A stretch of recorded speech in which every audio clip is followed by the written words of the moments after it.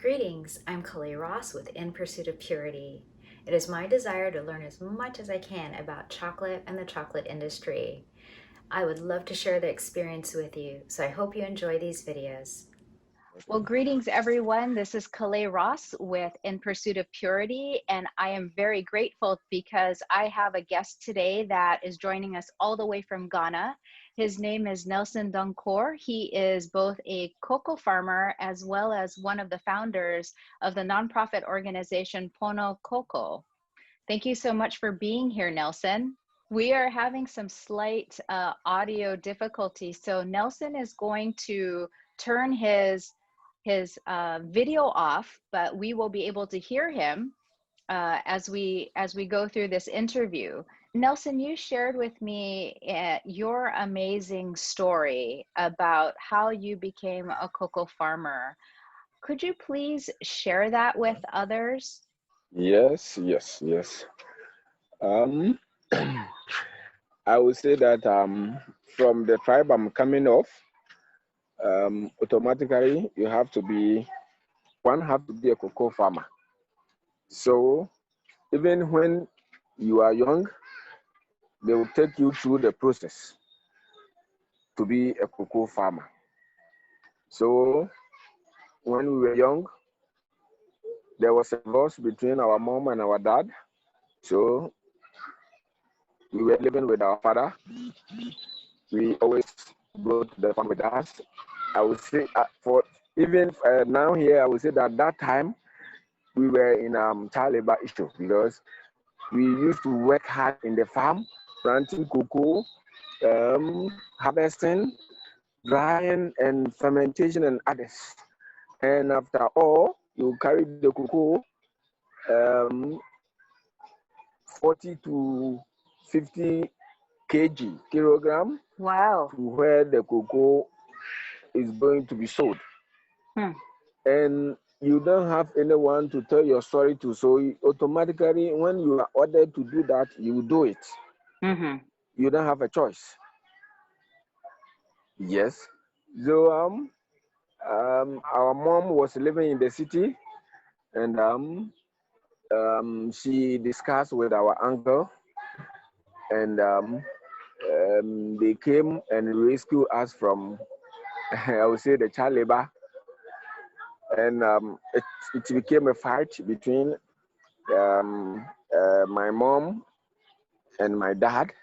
My dad even threatened my mom and my uncle with a gun.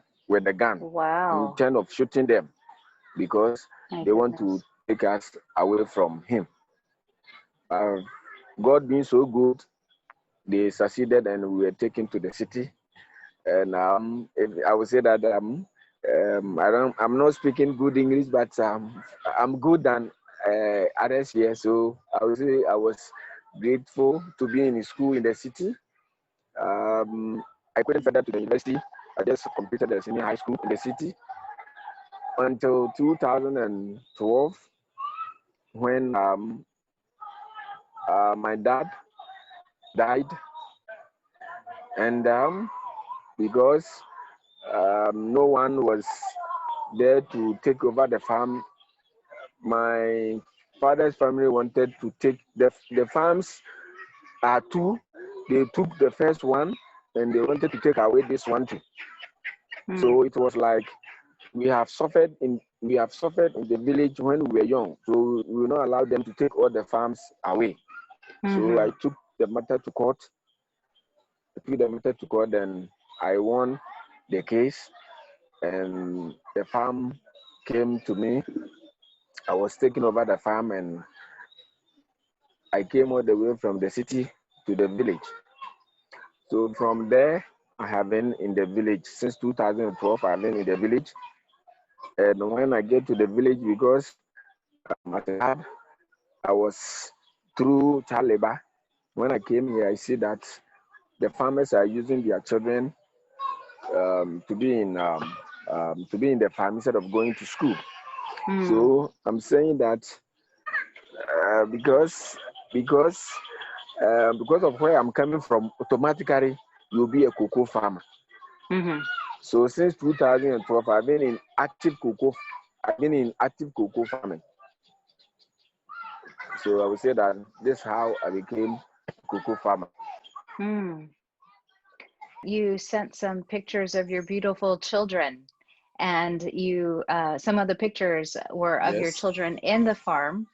And I'm curious, based on yes. your experience, what is it that you want your children to learn from your personal experience? What kind of legacy do you want to leave for them? Oh yeah, because I went through child labor. When you see them in the farm, it's like they are going to play. They like playing with the cocoa pods, and I want them to yes, I want them to enjoy the business, the farming I'm doing, right?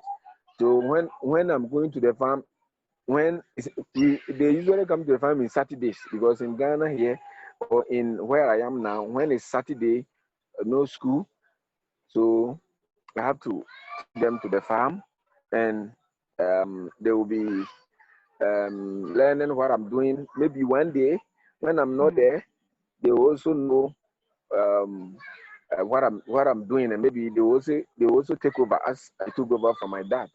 mhm. So when I take them to the farm, they are not there to work, but rather to study what I'm doing, and Uh-huh. they have to enjoy the process of. Yes, that's why I take them to the farm. Mhm. So they end up having a much better appreciation for what cocoa farming is like or can be. Yes, yes. So tell me about the cocoa in Ghana. What is it that makes the cocoa in Ghana so unique? I would say that the cocoa from Ghana is unique because how we do our fermentation makes it different from other countries. In Ghana here, how we do our fermentation is we take banana leaves, we spread banana leaves on the ground, a lot of the banana leaves on the ground.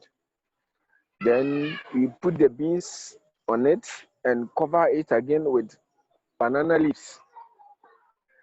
And it takes 7 days. It Mm, takes 7 days for it to be fermented.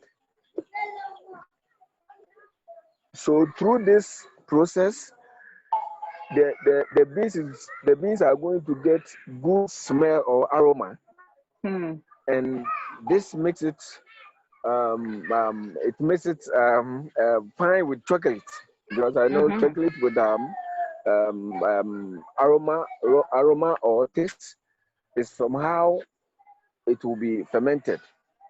mhm, And through the fermentation, when how we dry it to, in Ghana here we use the sun to dry it, but when we go to other countries like Ivory Coast or Cote d'Ivoire, they use heat to mhm, dry their beans. But in Ghana here we use the sun. We mhm. put the beans in the sun for it to take time and dry. So I would say that the fermentation process and how we dry it, even these two makes our cocoa unique from other countries. Sure. So what kinds of Yes, smells and tastes can somebody expect from cocoa from Ghana? good. Because we use the banana leaves, sometimes you get the banana smell or the Ah, aroma uh-huh. because of the leaves we use. Yes, Mhm. yes, because of the banana leaves we use, you get banana taste or the banana scent or smell. Ah, wonderful. That's what I've observed. Yes, yes, that's what Mhm. I've observed. The 7 days for the fermentation too makes it quality beans. Mhm. Yes. So Nelson, I would like to hear about Pono Coco. Can you tell me how did it come into Yeah. existence and what is so important about it? When I came here in 2012, and I saw that the children are always in the farm, working, harvesting cocoa, planting cocoa, carrying a whole lot of beans on their head to the cocoa depot to sell it. I remembered what I went through when I was a child. Mm-hmm. So I decided that I will help these children. Even though I am not a big man now, but I will say that I am somebody now. So I would like the children also to be, they will be like me or better than me. So I started moving to houses, especially in the evening when I'm back from the farm, educating their parents that they have to send the children to school because that will alleviate them from poverty, total poverty. Always going to the farm with the children will make them nobody because they have to get formal education. Mm-hmm. So through that, I saw that the parents did agree with me. So in 2000, when I was in the city, I used to have some Swedish friends. They used to come and visit me when I was in the city from all the way Sweden. So when I went to the village, they came all the way from Sweden to the village to visit me. And when they came, they discussed with me about non-for-profit organization. They said that I can use that as an agent to get help to help others, especially the children and their parents. Mm-hmm. You know, I wasn't knowing anything about non-for-profit. So I say okay. And when they got back to their country, that's Sweden, I decided to search more on what non-for-profit is or an NGO is. Okay, so through searching on it on the net,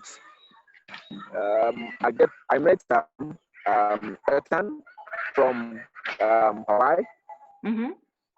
and yeah, and I discussed that with him too, and he did agree with me that um, he is going to help me to set up a non-for-profit so that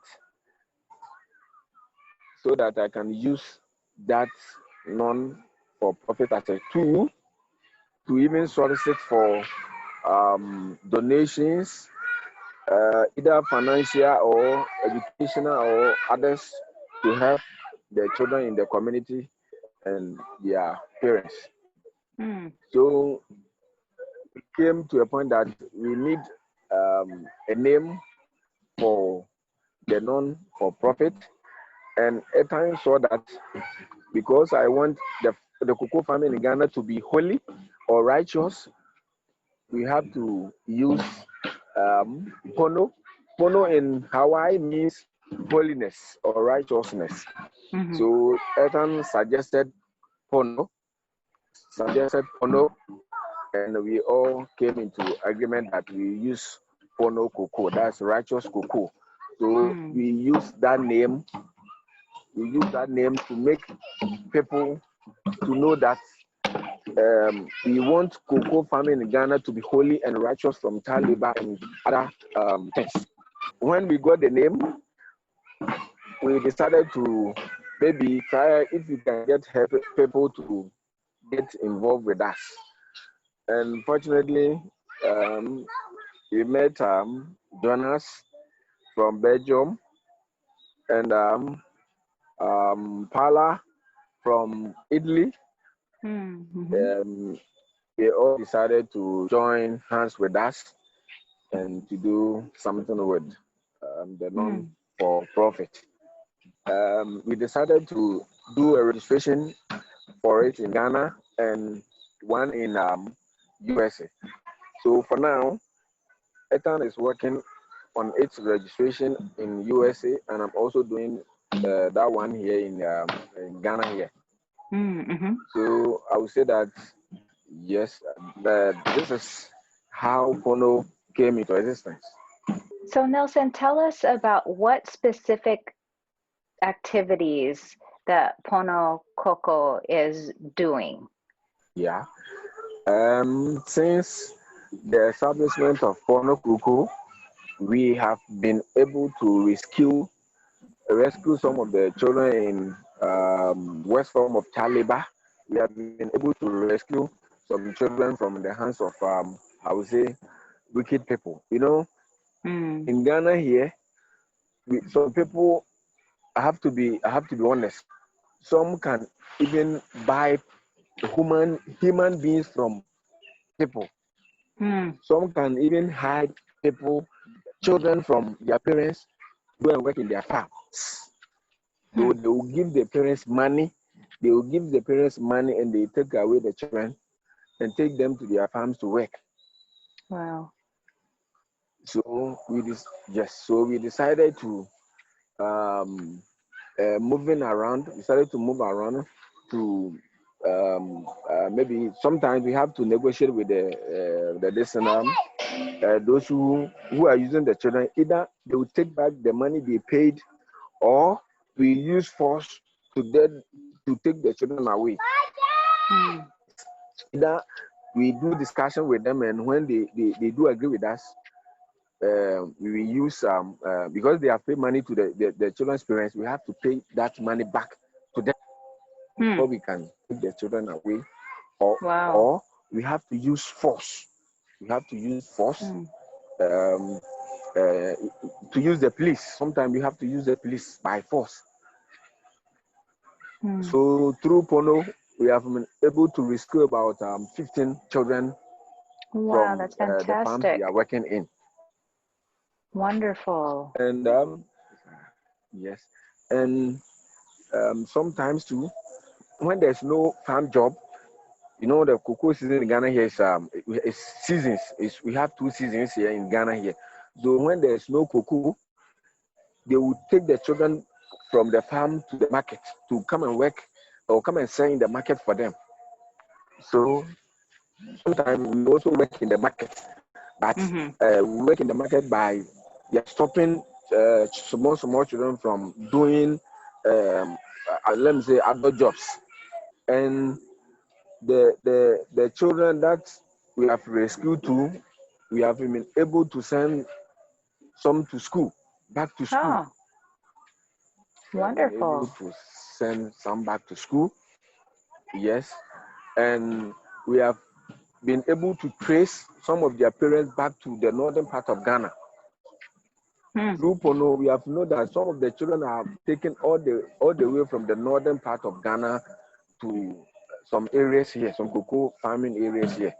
So we have been able to take some of the children away back to their parents in the northern part of Ghana to live with them comfortably. Oh, that's And amazing. we have been able, yes, we are putting up a 3 classroom block for the children here so that they can get back to school here. So Mm-hmm. that's what the pictures have been sent to you. Yes, it's a 3 class block that we are putting up. We have stopped now because of financial difficulties. We have stopped now. You know, sometimes I have to use my own small resources. The small money I get from my beans, I have to use them to help, because what I want to do, that I want the children to know that they are important than helping people is important than getting a lot of money.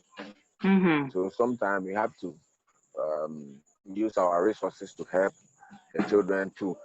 You know, through this, I think last 2 years, some people intentionally set my farm ablaze.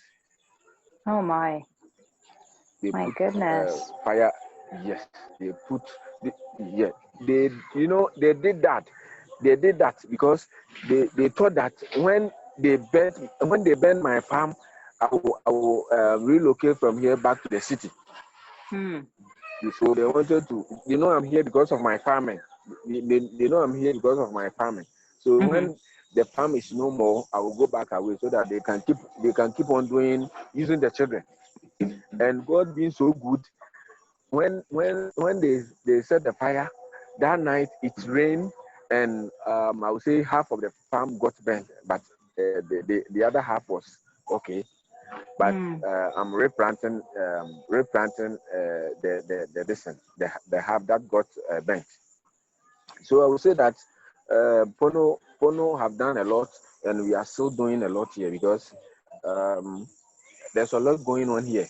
For now, some of the work we have to postpone because we haven't got all our documentations. We need to be approved by the government before we can do some certain tasks. So we are relaxing now. Maybe by the close of the year, I think our documents will be ready in Ghana here, and we can move forward from where we are now to tackle big issues going on here. Sure. In closing, what is it that you want consumers to know about, and how is it that they can perhaps help in the efforts that Pono Cocoa is engaged in? Yeah, I want consumers of cocoa to know that the pictures that people try to paint are not true. The farmers in here are suffering. I can say that a household of 8 people will spend about $0.3 a day. It's nothing. And in Ghana here, the cocoa farmers doesn't decide the price of their cocoa. The price is decided by the government through its agent Cocoa Board. That's Ghana Cocoa Board. Yes. So if the government say we are going to pay you this, you don't have a choice, because if you don't take that price, you can't do anything with the cocoa, the beans. And if you don't set the price that the government is allowing, it means you put your beans in the house. And no one is going to buy. Right. So the consumers, I want them to know that we don't get good price for our beans upon all the suffering we are going through. And what I want them to, if they can help, what I want them to know is, about 90% to 95% of the farmers, the cocoa farmers here, haven't tasted chocolate before. Oh my goodness. Wow. Yes. Even you ask a farmer what is chocolate, and I don't know. You don't know chocolate. My first time of tasting chocolate was from Sweden. My friends brought chocolate all the way from Sweden to me in Ghana here. A cocoa farmer, I don't know what my beans are used for. All we know is the beans are going abroad, but we don't know what the beans are used for until my friends came all the way from Sweden, and they brought chocolate. I asked, what is it? They say chocolate. I said, what's made with chocolate? They said, cocoa. Your cocoa. Wow. I said, wow. Did you didn't know that. Unfortunately, for some reason, we ran into technical difficulty, and the latter part of our interview, the audio recording did not come through very well. Unfortunately, it was rather inaudible. And so I'm going to do my best to try to reiterate some of what Nelson had shared during our interview. But what I did ask Nelson to do was to put together a response for the last question that didn't get conveyed due to our audio issue. And so that question was, what would you like chocolate consumers to be aware of and why? And so some of this may have been covered earlier, but I think it would be beneficial to reiterate. So I'm just going to go through the list here.